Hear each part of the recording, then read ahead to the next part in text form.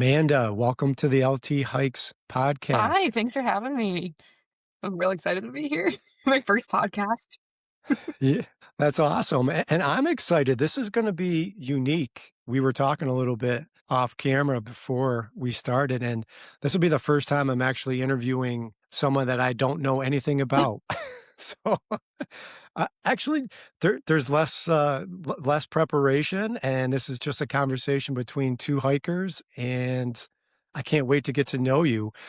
Just a little background for everybody. I was down at Trail Days with my tramily in May, and Fission and Freebird and I, after Trail Days, went on trail for 3 days total, and we hiked in the Virginia Triple Crown area. We didn't do Dragon's Tooth, but we did McAfee Knob, Tinker Cliffs. And on the third day, we were hiking down into Daleville, and I had lagged behind for a little bit. I think I had to go to the bathroom, actually. And when I caught back up to Fission and Freebird, they were taking a break, and they were talking to Subzero. That's your trail That name, is my correct? trail name. I love it. Well, Yeah, and I wanna get into that, and so they were just having a great conversation, and I just kinda hung out and eavesdropped, and then we ended up hiking down into Daleville together, and what bits of the conversation I was hearing between you and the boys, I was very interested in learning more about you. So we exchanged phone numbers. I told her about the podcast, and she fortunately agreed to come on here. So I appreciate you so much. yeah, I had great conversations. I think you'd caught up. We were talking about new bags because I was struggling with my bag at the time.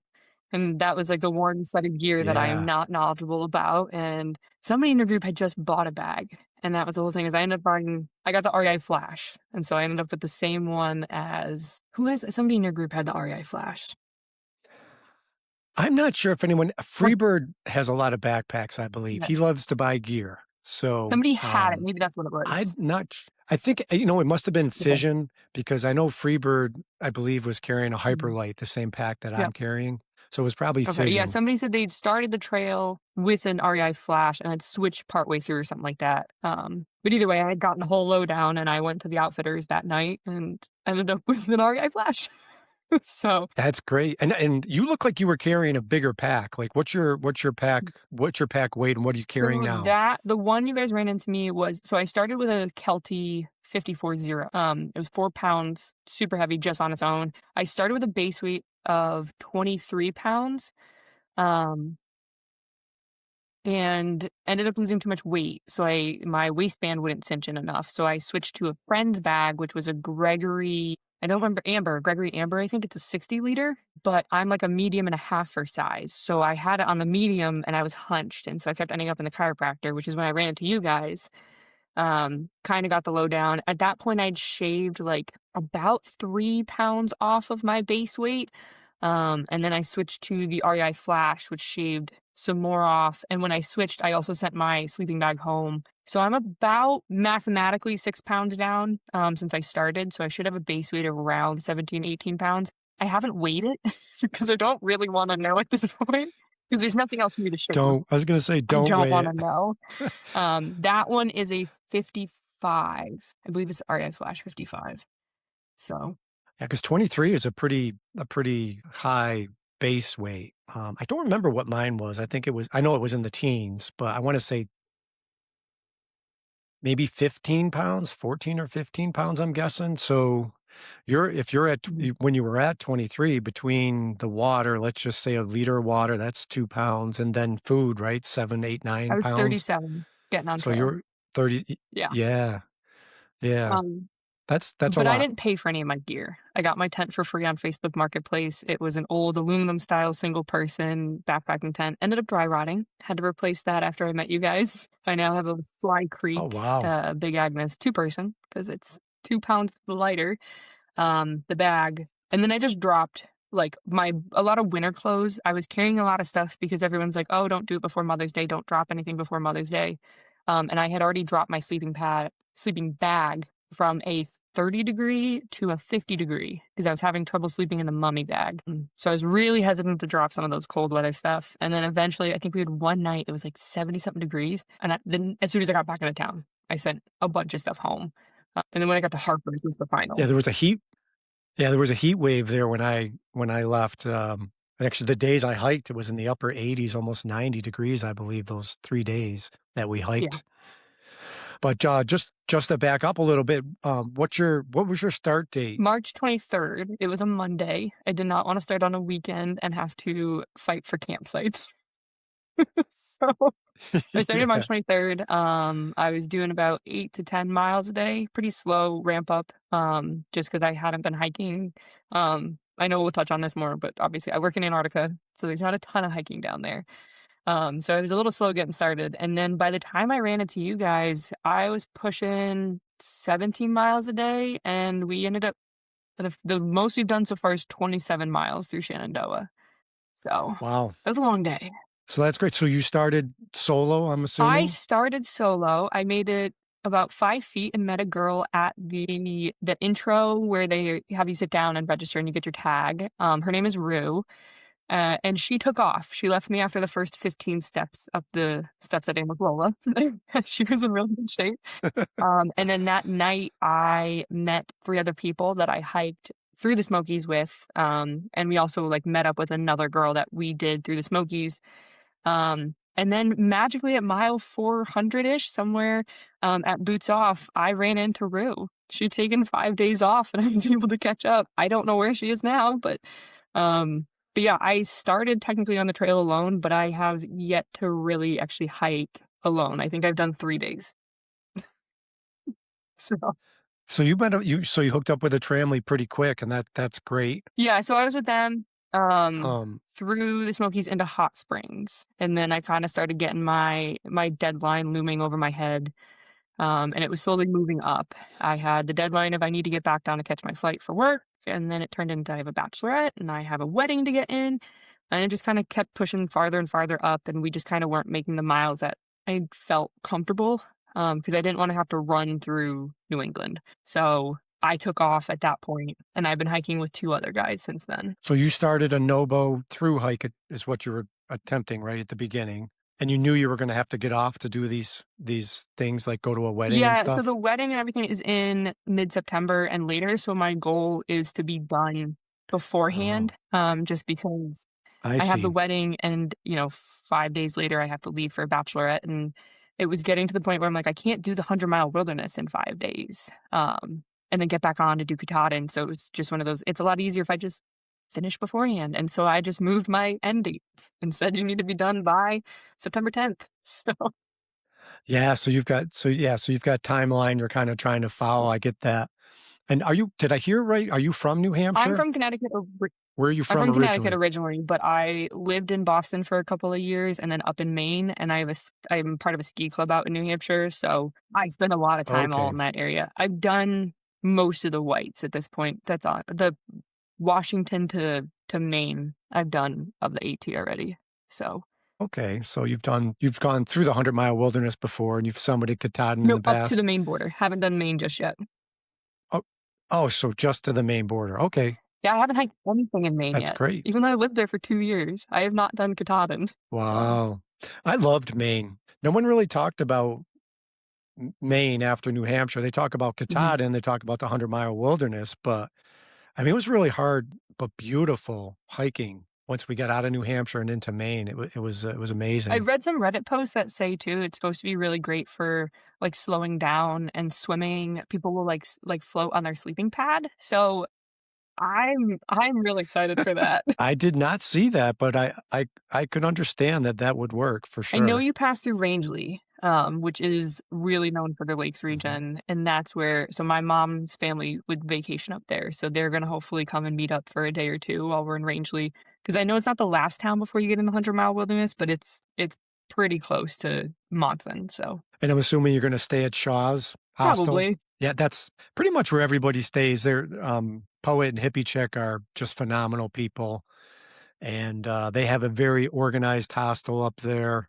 It's really busy in August and September with all the hikers coming through, and, of course, you have through hikers that are coming Nobo Mhm. through hikers coming through, and then you have all the section hikers, people that just wanna come up and do the 100-mile wilderness and summit Katahdin, and it's a really busy place, but it's a well-oiled machine, I have to say.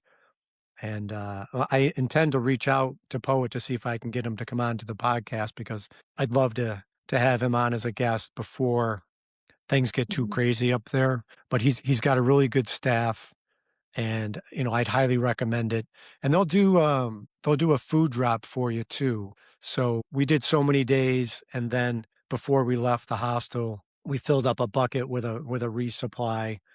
And I think from what I've understood, at one point the 100-mile wilderness was truly remote and inaccessible. But now there's so many logging roads that you can do a resupply. So Shaw's met us at a road crossing on some logging road and resupplied us. And I've heard, and I saw a couple doing it. I've heard that you can slack pack the 100-mile wilderness through Shaw's. So, Okay. I mean, my thing is I wanna slack pack the whites, just 'cause, like, been there, done that kinda thing, and especially 'cause I've backpacked it. mhm.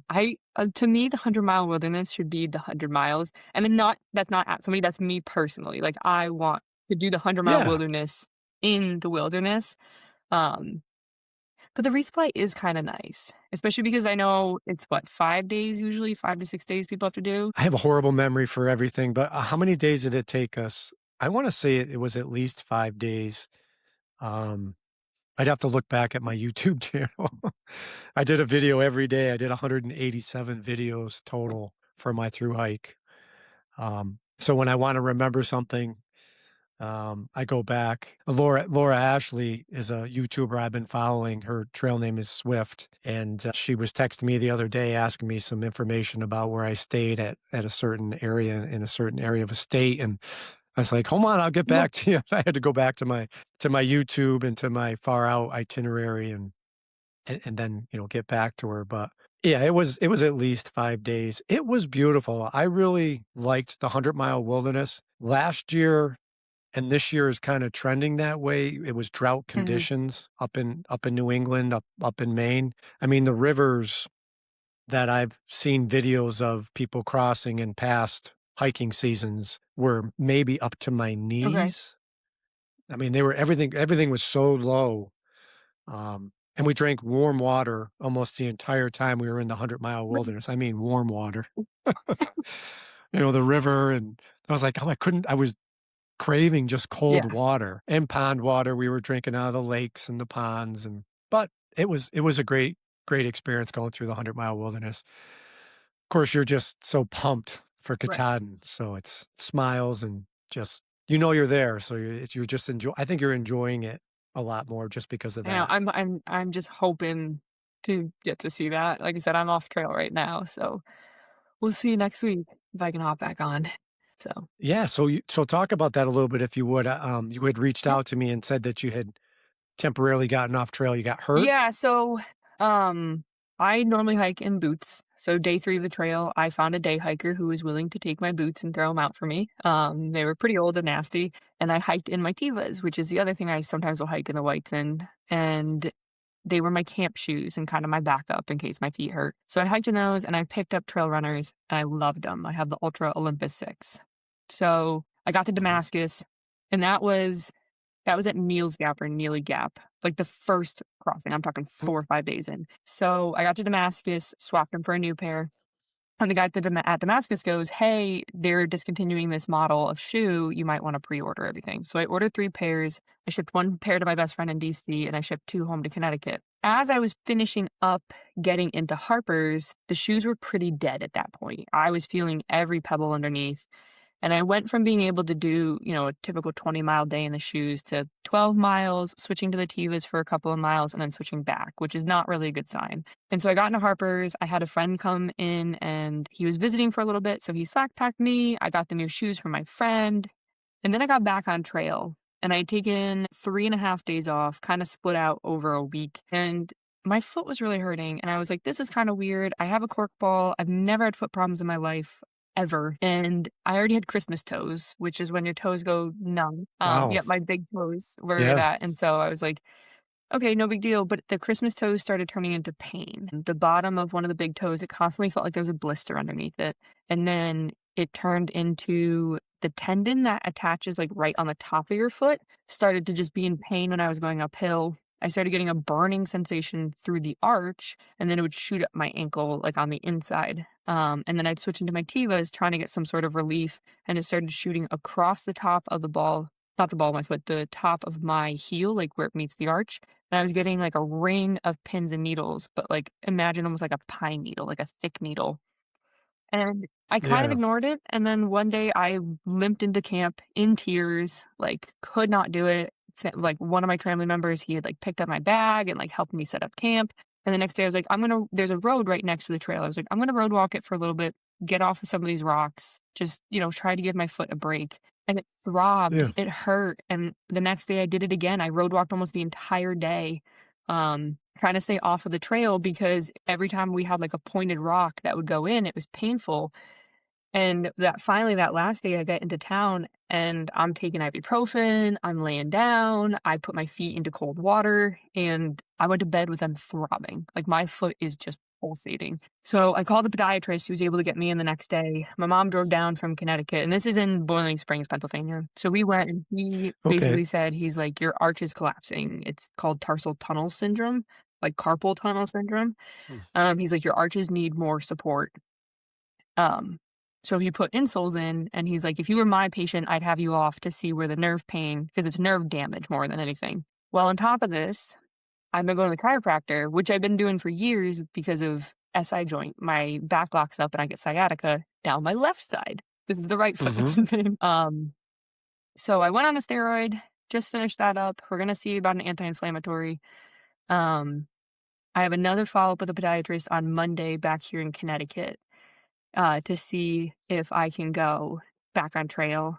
The whole thing is I can't just push through this because if I end up damaging it further, it could be surgery, it could be injections, and therefore I'm disqualified from Antarctica. And I love Antarctica. So I Yeah. Oh, that really sucks. Yep. Yeah. So I've been doing the insoles, which make my feet feel really great, but it kills my back. Like, absolutely kills my back. So I'm kind of in this in between thing. I'm trying to break the insoles in, trying to be smart about it. So um, I'm at my grandma's right now because it's my grandpa's birthday. So I'm just taking some time off. The plan is I will join back up with one of my buddies wherever he ends up, somewhere between New Jersey and New York, assuming I'm cleared to go back and try to finish the trail with him. And then I will go back and make up the miles I missed in between uh, my other stuff is because it's easy enough for me to go make up Pennsylvania in between my bachelorette and weddings and stuff than trying to do the 100-mile wilderness between them. Yeah, and you haven't even gotten to the rocks yet in Pennsylvania. You said you got off in Boiling So that was Springs? part of the conversation I had with the guys I was hiking with, is they were Yeah. like, "We'd rather you get off before this gets worse." And so my friend Elena, she did the trail 2 years ago and came out and did Trail Magic 2 days earlier, and was telling her, I'm like, "My foot is not doing well, dude." I'm like, "It is in a lot of pain." And she was like, she knew a girl who road walked all of Pennsylvania because of foot problems on the rocks, and I was like, I don't wanna have to do that. And so that was where talking with her, talking with my group, and then the pain I was in with the podiatrist, I was like, "Let's just get off. Let's skip the rocks for right now, finish up the trail, and I can come back and do this again." Um, I haven't missed any miles at all, so that's kinda where I was like, "You know what? If I have to miss a couple right now to," and if that's my thing, if I have to miss them and make them up in order to finish the trail, it's my hike. Yeah, and you've got time too. I don't know what you have planned after September, but you certainly have time if you wanted to do it within a calendar year. And if not, you could go back and just finish those Right. sections. And that's pretty much my plan is I am fine with going back and finishing it and saying, "Hey, what? I did 2,000 of the 2,200 miles in one go. Pretty proud of Yeah. myself. And if I have to get off, I did 1,100 miles because that was the one thing. I dragged my foot to halfway. I was not getting off trail before that. Have you ever done a long distance through hike before? Have you done any other I trails? did not this long of one. We did 5 or 6 days through Banff, just for fun. Nope, I don't even remember the trail. I know we went up Sunshine Ski. It's a ski place out there. You go up the gondola and then you Mm. start the trail on the backside of the mountain. And then I've done like 3-day trips through the Whites. And we did the back of Killington on the trail a couple of years ago as well, but never months long. Nothing more than a week. What What was the drive to do the Appalachian Trail? Pride. I don't know. Honestly, I this has been a dream since I was 22, and I kinda just kept pushing it off and pushing it off and pushing it off, and then, uh, was down in Antarctica, and everyone was talking about it, and I'm like, "You know what? I'm 30 now." They were talking about the Yeah, AT? they were talking about the They AT. were A talking lot of about the people down there AT? have done it. And there's 2 other people from there from Antarctica on trail right now, and I just was like, "Time to do it. Let's just go do it," and that was it. I just planned to come back because I Yeah. had all the gear, I had everything, so it wasn't like I had to go buy gear and test this and try this. I was familiar with the New England sections, or at least the way, like, New England hiking and all that sort of stuff. And like I said, it was just a matter of go home, get the gear together, and head out.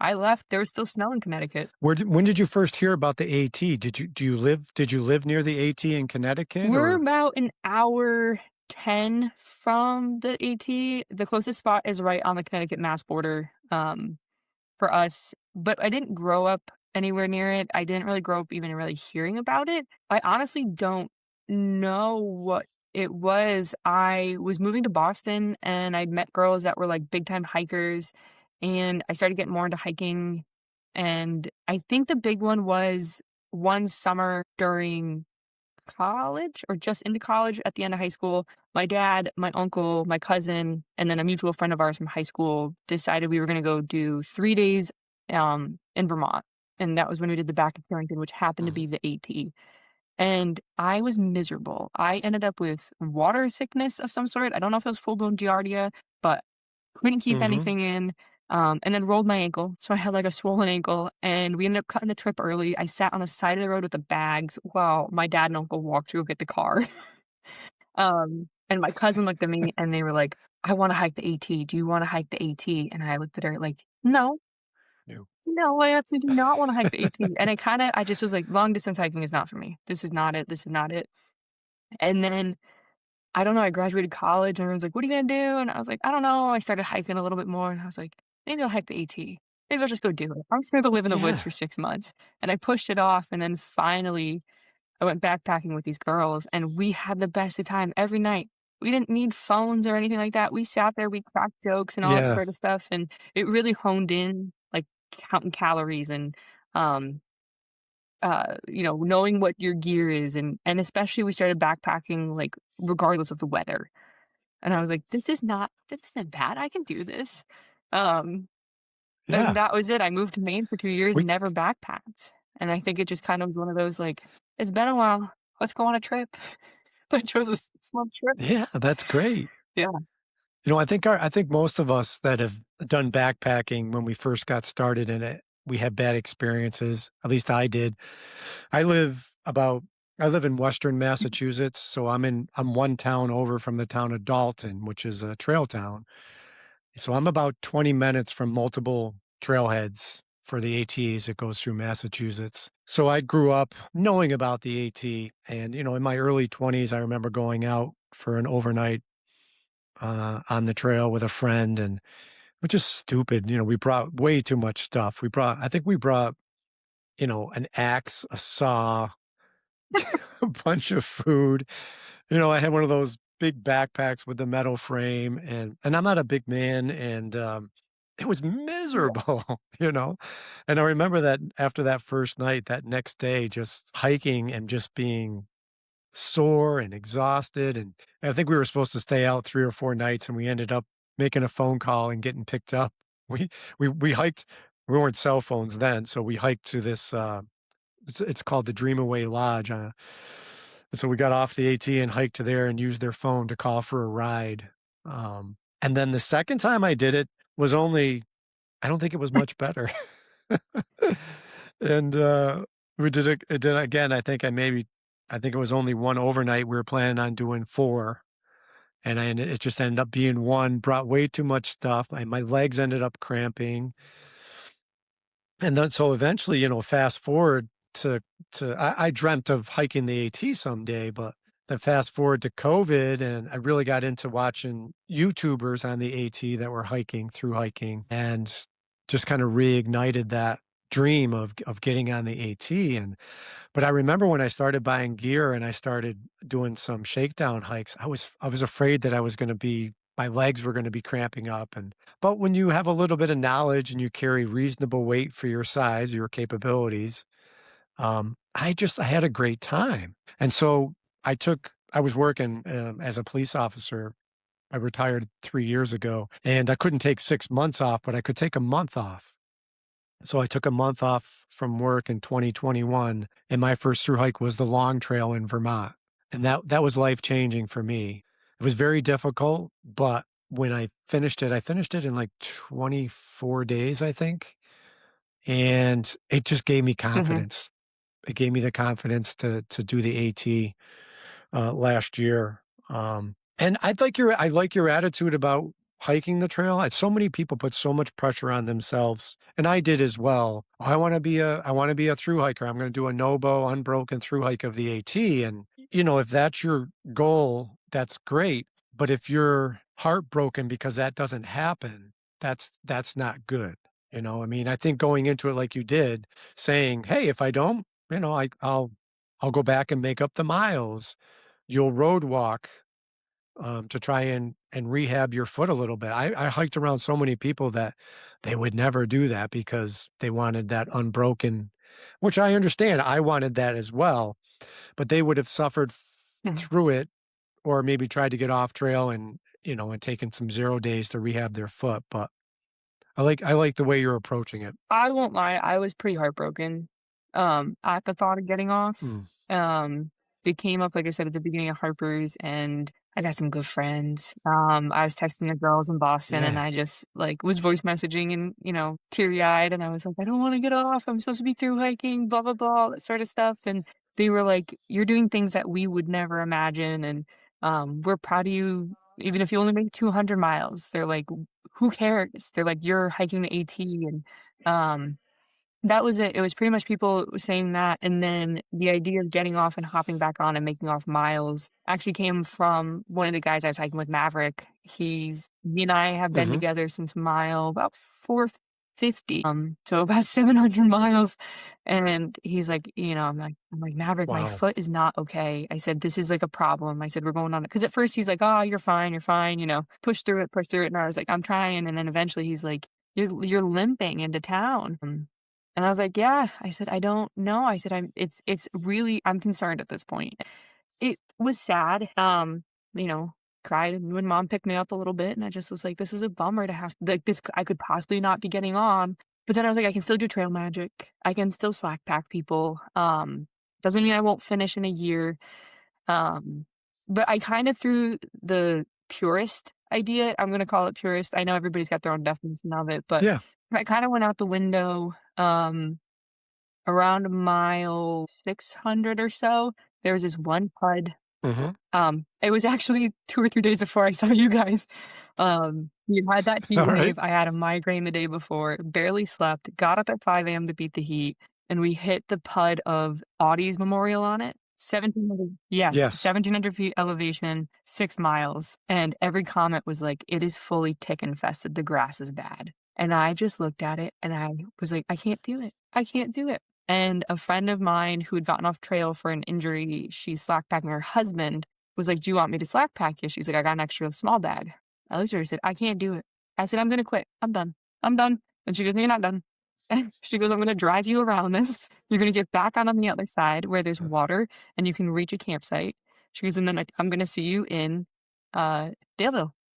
And she's like, and at that point, Maverick and Kodiak, the 2 guys I was hiking with, we realized we also hadn't taken a 0 in 500 miles. Wow. Yeah, and so that was the other thing too, is we all were fried, and we were like, we're gonna take a 0 in Daleville." We could so glad, so glad. And that was it, we kept going. But yeah, it was just, like, little things like that where I told somebody that story and they were like, "It's 6 miles. Who cares? You're still on the trail." And I was like, "You're right." And then we hit Shenandoah and everybody was like, "All the views are better on the road. The views are better on the road." And so we road walked a little bit and I had a blast. It was so much fun. We had, 1, gorgeous weather. Then we hit Miropalooza and got, like, bare jalapeno poppers to start this trip. And then we hit every wayside. Yes. It just turned into one of those ones I was like, "Who cares? Who cares if I walk the road a little bit, if it means I get to stay on trail? If I have to miss a mile here or there and I get to stay on trail, who cares? It's my hike." And it just turned into one of those ones that became enjoyable, and, I started looking, like, up ahead at New Hampshire. I like I said, I wanna slack pack it. I've already backpacked. I've done the presidential. Why don't I take the Cog Railroad up? Why not? Yeah, Sure. and that's a turn and Yeah. I don't know what it was, but I was talking with Dolly. I had this whole different viewpoint of the trail of, "It's my trail. Having a rough day? Fine.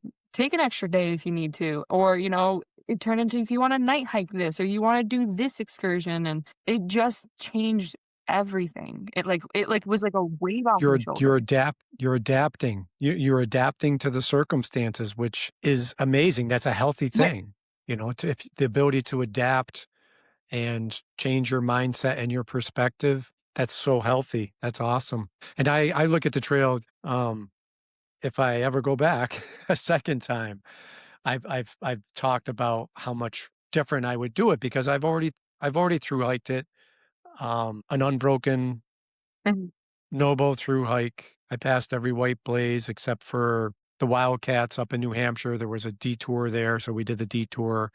In hindsight, people were going over the rocks and avoiding the bridge and doing the Wildcats, but my family and I decided that we were just going to do the bypass. So, but it was an ATC approved bypass, so it doesn't take anything away from the through hike. And I don't live that far from New Hampshire, so my intent is to go back up and do that, in a couple of days. Spend a couple of days or longer up there and just do that section. But if I were to ever do the trail again, I would absolutely walk the roads in Shenandoah and go to the wayside. And I hear about all these cool waterfalls that exist in the Shenies that are down these Blue Blaze trails. And I'm like, "Are you serious?" And they're like, "Oh yeah, there's some beautiful waterfalls." And I mean, it was hard to sometimes even find water on the AT when you're going through the Shenies. Yeah, and that's the thing too, like, a lot of my viewpoint too changed when I was talking with Maverick again, where he lives near Franklin, that section, and he's done the first, I think, 700 miles, and he's done 10 days, another section as well. He goes, "The hurricane came and washed this out. There's detours here, there, and everywhere." He goes, "Look at the signs in the Yeah. Smokies." He goes, "They say that it's a 2,100-mile trail. Where'd you get the other 98 miles from?" He goes, "It changes every year, so where you may be walking the exact trail one year, the next year is a different trail." And it kinda just like I said, I hit a we obviously a lot of detours. I don't know if you had as many with the hurricane damage last year, but for me, like in Georgia and up basically through Damascus, we had detours left, right, and center. Irwin, Damascus with the Creeper Trail. There was one, I think, in Georgia as well, if I remember Right. correctly. Um, and it just was like, well, if I did this again last year, I'm not taking the detours. Or maybe the detours become permanent, and now all of a sudden, that's the trail. Um, and it was just like little comments from people left and right like that, that it just started turning into like, I'm just going Georgia to Maine somehow. Yeah, a continuous footpath. Exactly. You're doing a continuous footpath. And, I would hear of other hikers last year who were, strong hikers. They were just doing their own thing and they had even through the Smokies, I don't know exactly how they were doing it, but they were going off the AT to go to certain mountains or views that they wanted to go to. And it wasn't a purist through hike of the AT, but they were doing a continuous footpath, but they were doing Mhm. their own thing. Again, I think that's fine. You do hike your hike, right? Keep hearing that over and over again. I say it over and over again, but just not judging others is sometimes the only annoying thing is if someone hears that you're slack packing or you're doing it a little differently and they judge you for it. There's no room for that, in my opinion. You're not judging them, just hike your hike. And especially too, you hear people that are doing 2 weeks here, 2 weeks there, 2 weeks there as a section hiker saying, "Well, I didn't through Hmm. hike it." Who cares? You're taking 2 weeks here and there to do this amazing opportunity. Not everyone can just take 6 months off and do it through. And if that's the way you do it, then that's the way you do it. You still get a trail name. You still get to partake in the half-gallon challenge and the trail magic and everything else. You're just again, I think the biggest thing I've learned out of this is just hike your own hike. I used to bring pudding on our backpacking trips to New Hampshire, and somebody's like, "That's so heavy." I said, "It's 3 days and it's my treat. Huh, Who cares?" I have a friend that loves to bring her mascara when we hike because she likes to feel beautiful every day and she takes it off every night and puts it on every morning. Hike your own hike. that's Yeah, great. and I think that's the biggest thing is that when we first got on the trail, it's this whole mentality of shakedown and this gear and that gear, and you need to do this and follow this. I'm like, yeah, that's backpacking and that's true, but eventually it becomes one of those ones where I'm like, that's not really fun. I want to do this. And you just spice it up to make it your own thing. Um, and that was pretty much it. I think we barbecue at almost every place we went into town while we were in the South because I was like, it's not going to be good when we get up to New England. I said, and that was just the way it was. And yeah, it's hiking your own hike, I think, is like the biggest thing. People say that all the time too. And they're like, well, hike your own hike. And then we run into, like, I just ran into some 18-year-olds. They just graduated and they're doing like 3 or 4 days on the trail. They're like, what's the biggest thing? I said, do what works for you. Just do what works for you. Yeah, that's great advice. Yeah. What did you go to college for? What did you get your I degree have a in? bachelor's in chemistry and then I have a master's in public health. I thought I was going to be a dentist. Um, and I'm very squeamish with blood.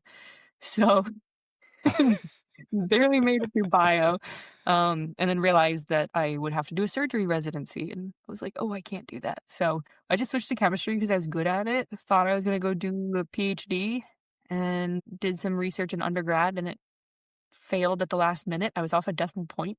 So I just was like, I'm finished with a chemistry degree, moved home, landed a job doing asbestos, lead, and mold, and then got into the OSHA safety world. So my dad does that. And so I landed a really good job in Boston doing that. So I've been doing that since I was 23. I'm 30 now. So 7 years. So Oh, you're still I young. love it though. I've done research safety and then hospital safety as well. And now I'm doing more of like an industrial hygiene down in Antarctica.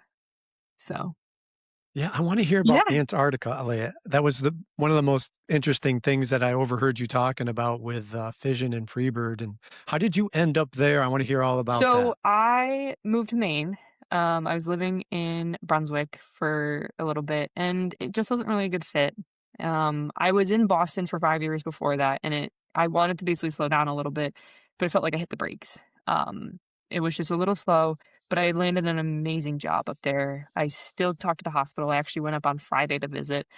Um, So yeah, I was up there and I was like, something's got to give. I'm in a town of 2,000 people. I'm 27, 28 years old, and this isn't working. So I had joined the ski club in New Hampshire and I went out for a weekend and I'm chatting with one of the women and like saying, like, I got to do something. I don't know if it's a vacation that I need. I don't know if it's a change of pace. Just something's got to change. And she goes, oh, I went to Antarctica for 2 weeks on a cruise for $16,000 10 years ago. Said Nikki, I'm never gonna be able to afford that, and I just let it go, and I was on TikTok, and I was scrolling, and it shows a French guy at the British base incinerating his poop, and I was like, "I wanna do that." And I researched, Antarctica jobs, not knowing the US even had a base down there. I just searched Antarctica jobs USA, and it came up, and I applied, and the next day, the recruiter called, and he had, like, a preliminary interview. 3 days later, I had another phone call, and a week later, the job was mine, and I signed the contract, and I did no research after that. I refused to look at any pictures. I refused to read anything about it because I wanted everything to be a surprise, and so that was December of 2024, and I signed a contract for October Mhm. of 2025. So I stayed at work, Wow. and did everything through, and then I just went.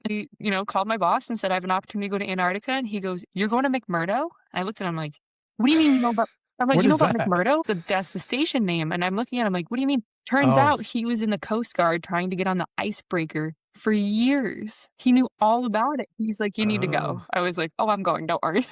And I ended up down. So describe what it's like. I can't even imagine what it's So like. I go for the austral summer. So it's our winter, their summer, October to February. I've only done it once, but I love it. I'm going back down this October. And it's dry. It's so dry. When I got there, I think the coldest night we saw was like -27. They give you all your cold weather gear that you need for outer layers. You have to bring your own like under like base layers and stuff. For Christmas, it was Mhm. 42 degrees and it's 24/7 sun. So I was in a t-shirt, shorts. Mm. Yeah, there's 1,000 of us on a base, and we see orcas and penguins. We have skuas, which are Antarctic seagulls, is the best way to describe it. Yeah, Really? they're like dark colored seagulls. but we kind of call them trash birds. They're kind of more like a raccoon. I mean, it's the same idea as a seagull where it just kind of eats anything. I'm not really sure what they eat Yeah. because they're around all the time and the water's frozen, so it's not like they're getting fish. There's no plants down there. It's just rocks, and the snow is really, really powdery. It's not, you can't make snowballs or anything like that, and it just kind of blows away. It's dry. So I don't really know what they eat, but Yeah. they're all over the place. And then a ton of seals as well. We have seals that are like right on the edge of the ice. And yeah, so it's 1,000 of us.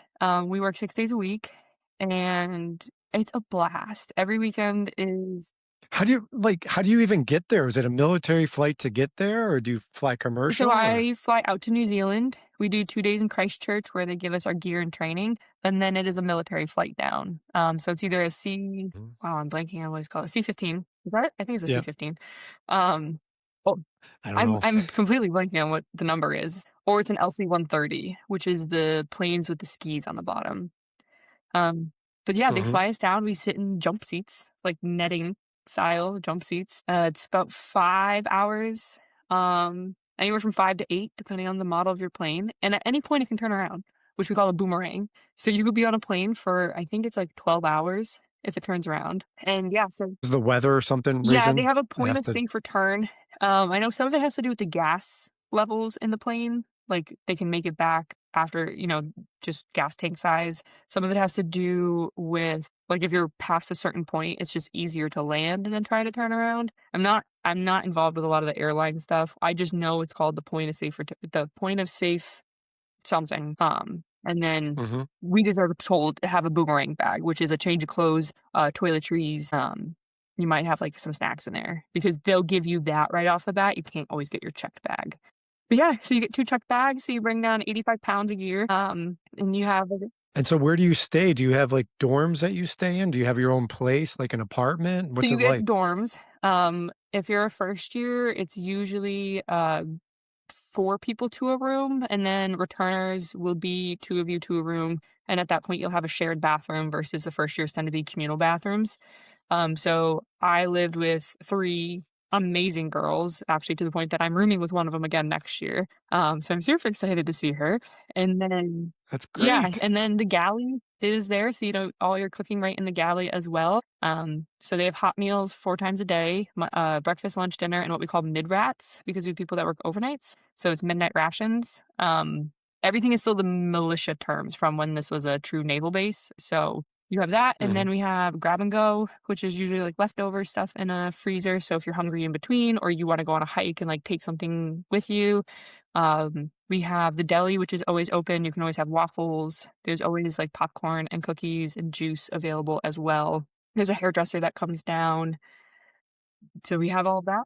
What do you do on your off time? What do you do to relax or for So you entertainment? pretty much have to try to have any sort of privacy there is the joke. In the summers, again, I can't speak to winters. Winters is only about 200 people. You get your own room. I'm not super familiar with it. Um, every night there is something going on. It could be an abs class, it could be Zumba, it could be pickleball, it could be a pool tournament, chess. We have a thing called Stitch and Bitch, which is like a craft thing. There's a full craft room you can go and sew and do what you need to do in. There are events. So New Year's is a music festival. They do a marathon every year that you run out on the ice. Um, Yep, Wow. I decided to randomly run a half marathon just to say I did it. Um, there's like small events. You can do movie nights because there's lounges and stuff you can hang out in. You can go to the bars, um, and hang out there. There's gyms to work out in. You can go hiking if the weather is clear. Yeah, you have to try it, but I've gotta look this yeah, up. you have to try I've gotta pretty look it hard. up. It sounds like it's like a little city or There used something. to be a bowling alley and a pottery studio, I guess, a couple of years ago too. But yeah, it's McMurdo, and then the U.S. also has the South Pole in Palmer, which a lot of people think Palmer is the one. Palmer's only about 30 people. That's in Argentina. You come from Argentina on a boat to get there.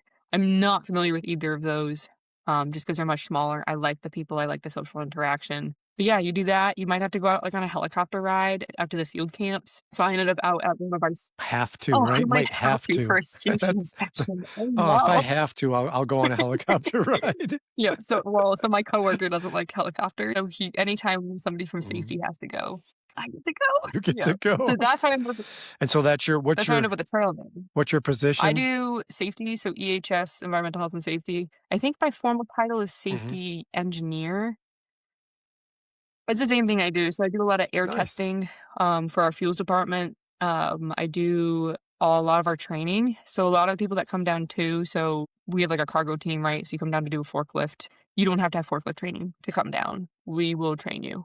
Um, and that's pretty much it. So I'll do a ton of the trainings. A lot. We have a training that everybody has to go through as well. I give this one twice a week on like what's it like for life down here? How do you report incidences? Because we also take care of all of that as well. We have to do inspections. We help with like tank cleanings. We'll help with like if somebody like has waste, we've gotten calls from the has waste team being like, "Hey, we're trying to get rid of this. We're not super familiar with this, and we can't get a hold of." We call it CONUS, Continental United States, is if we have to get in touch with Mhm. the team back at home. And so sometimes we'll help out with that. I have a lot of has waste experience, so that's where I tend to work with them quite a bit. But yeah, it's a variety, but basically they just call us safety. And they're like, "Oh, safety, we got questions." So you walk in, they're like, "Safety's here." And so that's where your trail name comes from working down there, Subzero? Yeah, so when I got back, I flew from Antarctica into New Zealand, did a week in Fiji, and then basically got on trail. I flew home a week and a half later, 2 weeks later, got on trail. And so I only had about a week of warmth in Fiji and came back to 18 inches of snow in Connecticut and got on trail, and it was Yeah. 21 degrees at night in Georgia. And got up on, like, the 3rd or 4th day, and I was like, "If I wanted it to be this damn cold, I would've just stayed in Antarctica. Why does it need to be 40 degrees out here and wet and chilling me to the bone? Why can't we just make it below freezing? You know what? Make it 10 degrees. Make it negative." And somebody goes, "What? You want it Sub-zero?" And I was like, "I would love that." Um, and that's where the trail name came from. But I usually just tell people I work in Antarctica because 'cause Uh, I'm like, "That's the quick, easy answer." But it was yeah. Well, it fits though. It's perfect but for yeah, you. it was just a couple of, like, damp, cold mornings. I was not used to the humidity, and everyone's like, "Oh, the humidity." There's next to nothing down there. It is bone dry. You go through, like, 3 liters of water a day, and you're constantly putting lotion on. Um, so any bit of moisture Wow. up here was just straight through the bones kinda thing.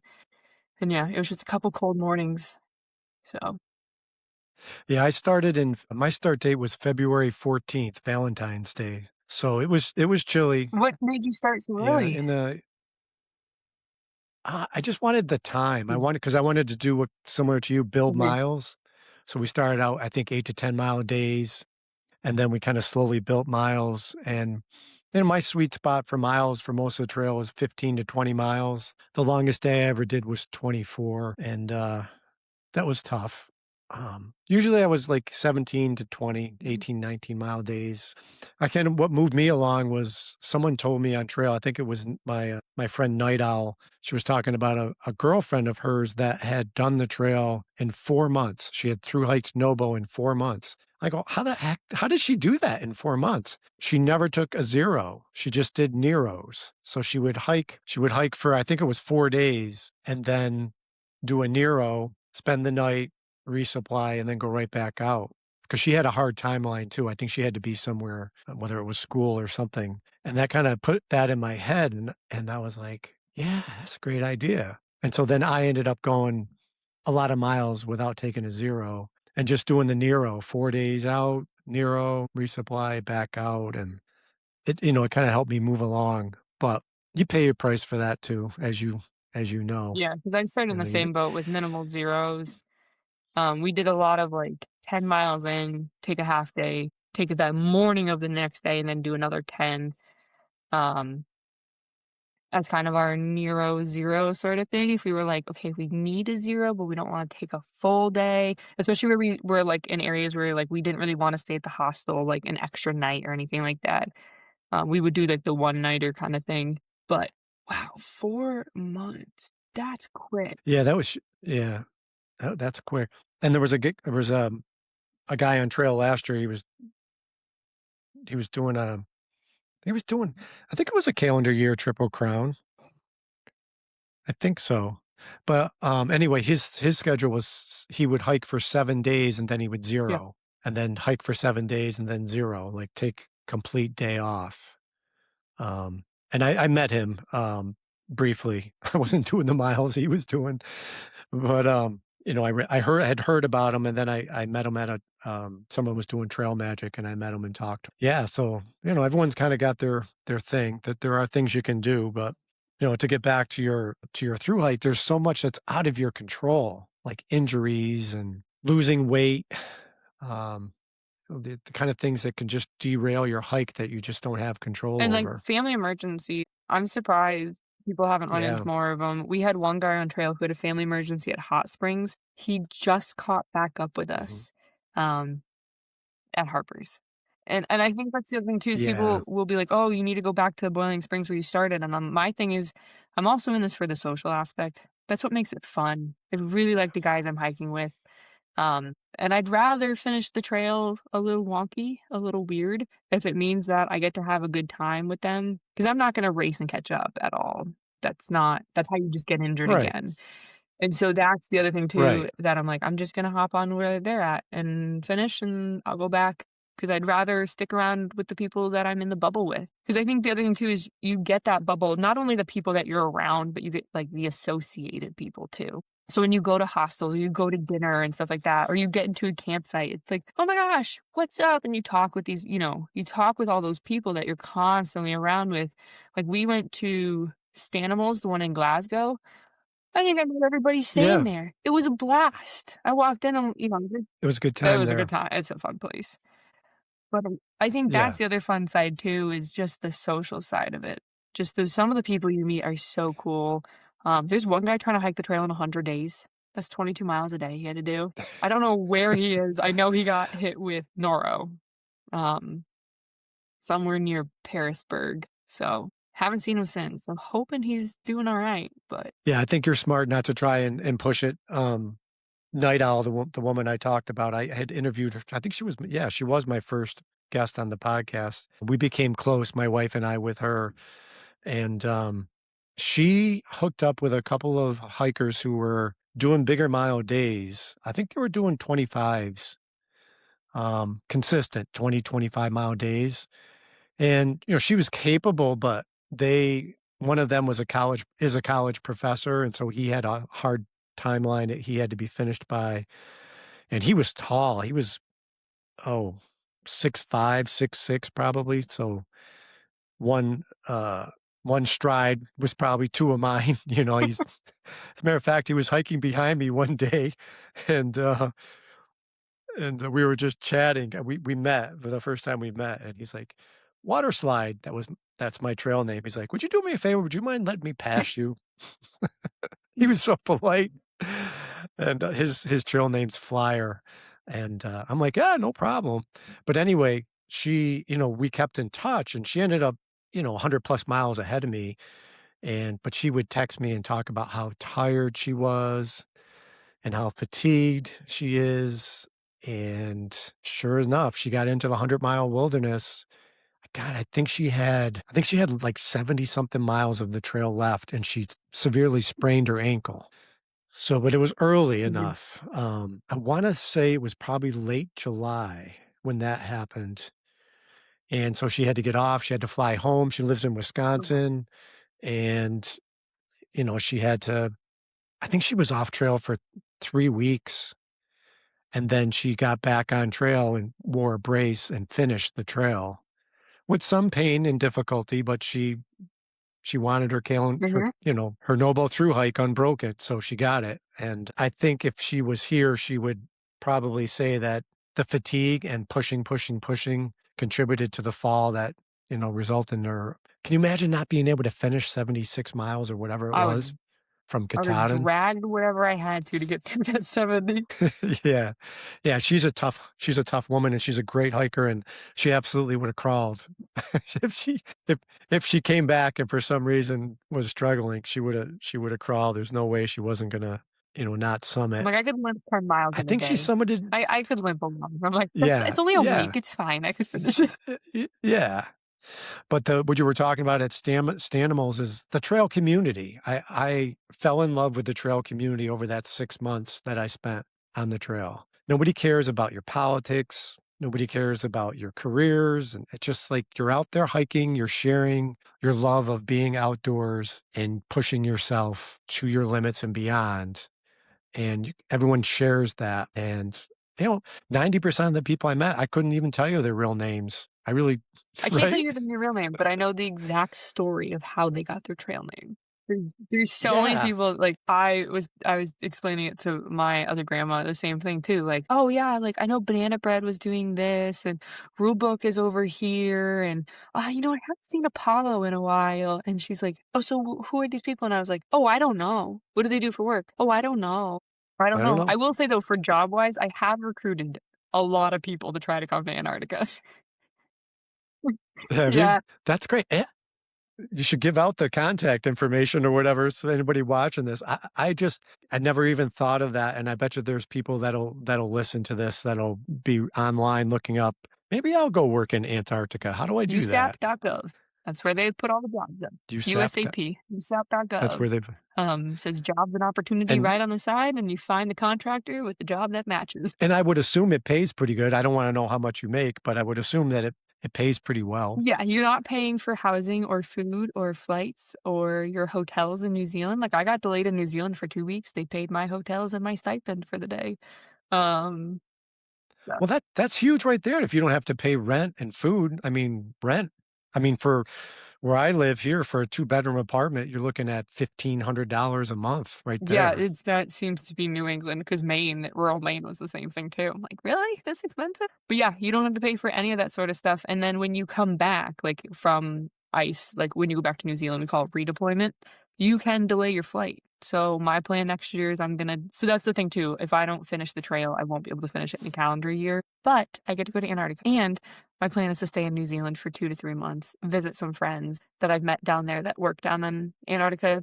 We had a bunch of Kiwis down with us last year, so I get to go travel New Zealand, and then they'll fly you home. I hear the hiking is amazing there. I had a guest, on my podcast yesterday, and, the podcast interview was up today. Her trail name is Nut Crusher, and she did this really cool hike in New Zealand and got caught in a cyclone. So, crazy story. Yeah, New Zealand's, like, Yeah, beautiful. yeah. So my friend from New Zealand that just came out, it was his first time in the States, and he was wearing cowboy boots, jeans, and a T-shirt, came to meet me. I was only a half a mile off the trail when he came to pick me up, so he met me halfway, so maybe about a quarter mile in, and he goes, "Should I check for ticks? Do you think I might have a tick on me?" I'm like, "No, you're fine," and he goes, "Are you sure?" And I was like, "Yeah," and I had, like, a spot on my leg because I got poison ivy pretty bad, and he's like, "Do you think these ticks?" And I was like, "No," I said, "That's a scab. It's fine." He goes, "Are you sure?" I was like, "Yeah, it's fine." Because of disease. Well, you know, from your background too, I mean, it's such a concern now with Lyme disease and with the Lone Star ticks now Yeah. with that other disease, what it's called, I forget, but, The meat one, I know which one you're talking about. You can't the the meat meat, it's one, like yeah. alpha So, I something. mean, everybody is rightfully concerned about getting bit and getting some kind of chronic disease or, chronic condition. Honestly, I had Lyme disease when I got to Massachusetts. When I got to Massachusetts, I just contacted my doctor. I called him and I said, "I'm not symptomatic, but can you just do a Lyme check, do a Lyme test?" Because I'd been on trail for 4 months at that time, and it came back negative.